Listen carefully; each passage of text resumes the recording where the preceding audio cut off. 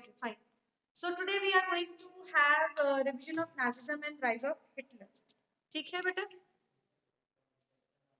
Nationalism and Hitler. ठीक है? Chapter में यहाँ पे इस चैप्टर में हम लोग नाजिज्म के बारे में देखेंगे, हिटलर के बारे में देखेंगे, right? Nazism and rise of Hitler. So basically if you remember तो लास्ट लेक्चर तक मैंने फर्स्ट वर्ल्ड वॉर डिस्कस किया था आप लोगों के साथ, राइट?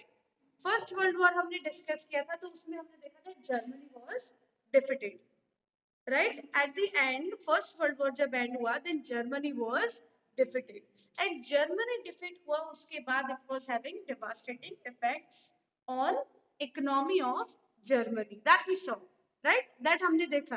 अब अनुभव में आपका आंसर बाद में दूं बेटा, ठीक है? Okay, so when we were talking about first world war, जब हम लोग फर्स्ट वर्ल्ड वॉर की बात कर रहे थे तो जर्मनी और अलाइड पावर्स के बीच में हमने देखा कि वॉर्स हुए थे, राइट? सो जर्मनी और अलाइड पावर्स के बीच में जब वॉर हुए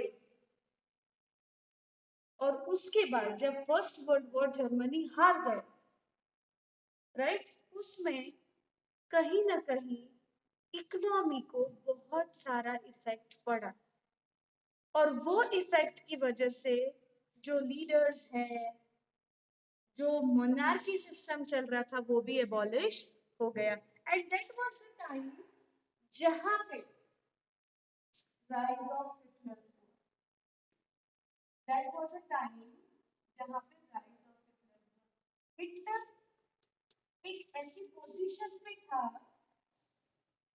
where he was a dictator. उस टाइम वहां पे डिक्टेटरशिप चलता था and Hitler was a dictator. But do you know कि उसकी जर्नी कहां से शुरू हुई थी हिटलर की? At its initial, who was Hitler?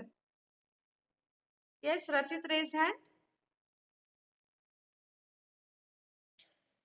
Yes, yes, Rachit.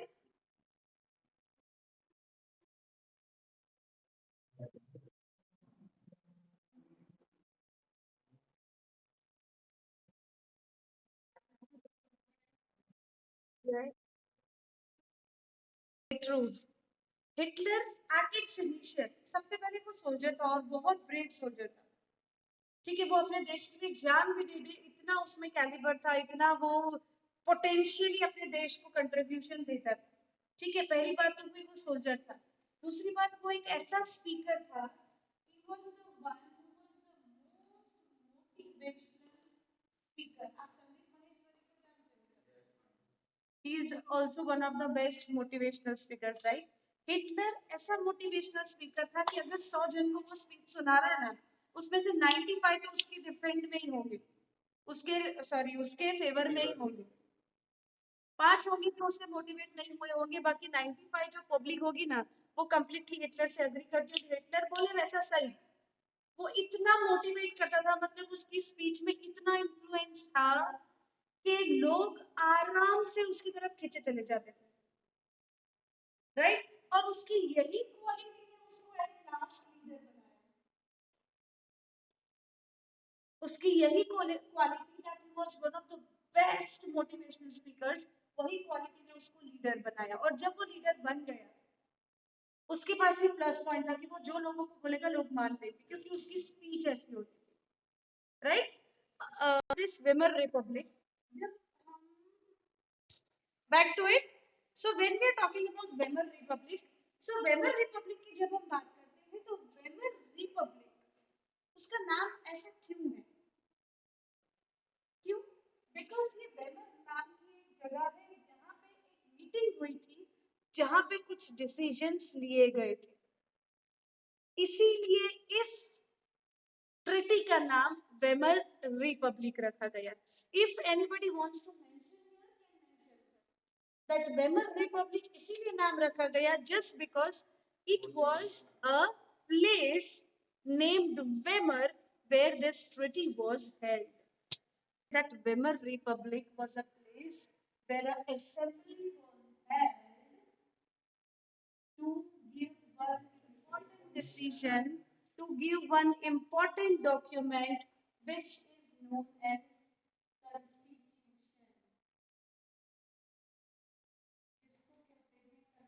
constitution. और यहाँ पे constitution बनाया गया था, डिक्लेयर किया गया था लोगों तक वेमर नाम की एक जगह पे. And that's why this process, meeting of assembly, drafting constitution, is known as Weimar Republic. Right? Got it? Clear?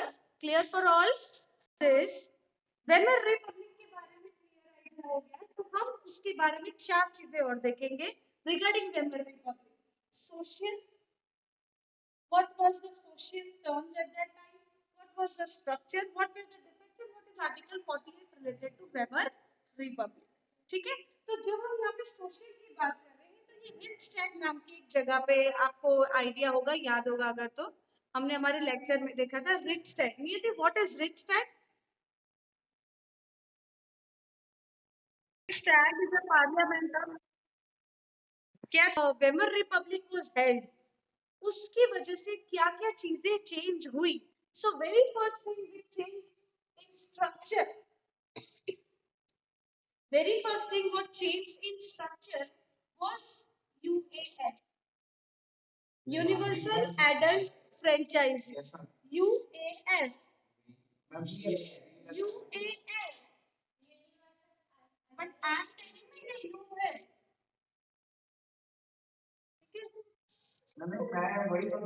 UAF, that is universal adult franchise, जो हम इंडिया में भी कंसिडर करते हैं, सेम मतलब है उसका.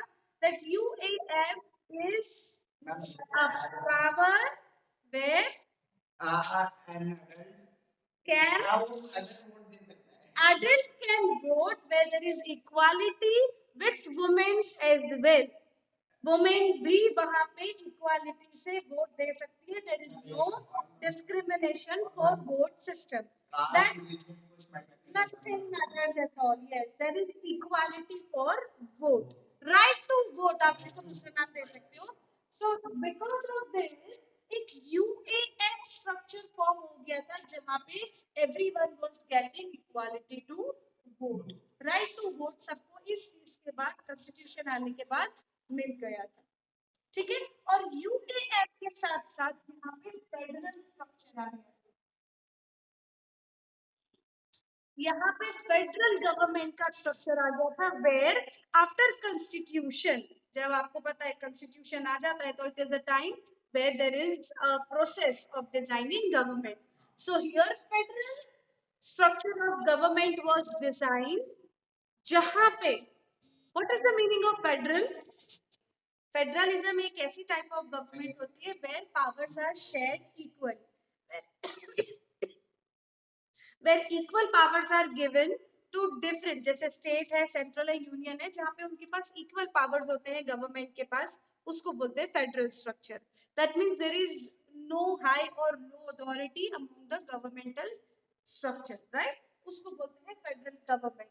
सो after Weimar republic, after drafting of constitution, हमको यहाँ पे federal type of government, federal structure of government भी देखने को मिला था. Fine.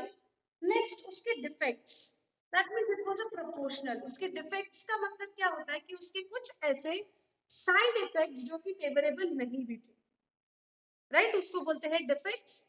Proportional, that means it was a proportional way. कहीं पे वो कॉन्स्टिट्यूशन की वजह से फ्रूटफुल हो रहा था और कहीं पे वो नहीं भी हो रहा था. So that was a problem कि कॉन्स्टिट्यूशन आने के बाद, डेमोक्रेसी आने के बाद, गवर्नमेंट के आने के बाद भी कुछ ऐसी चीजें थी जो कि ओनर्स के पास या हेड्स के पास ही पावर्स थे.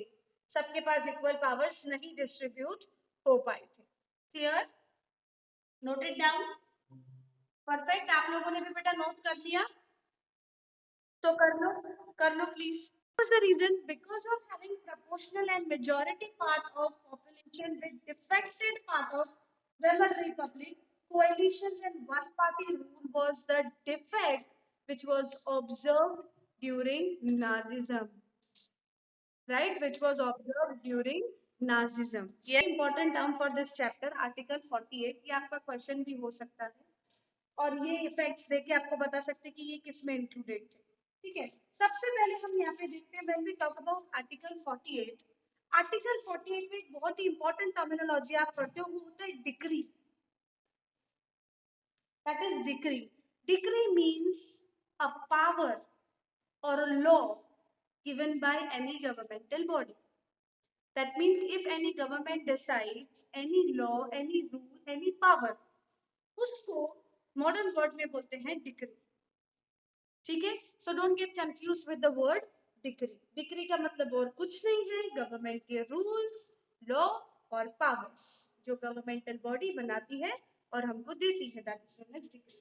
सो in article 48 the powers were residing with the president. The powers were residing with the president, and that president had so much power that he can even suspend civilians with their rights. Even वो president के पास ऐसे rights होते हैं that he can suspend civil rights.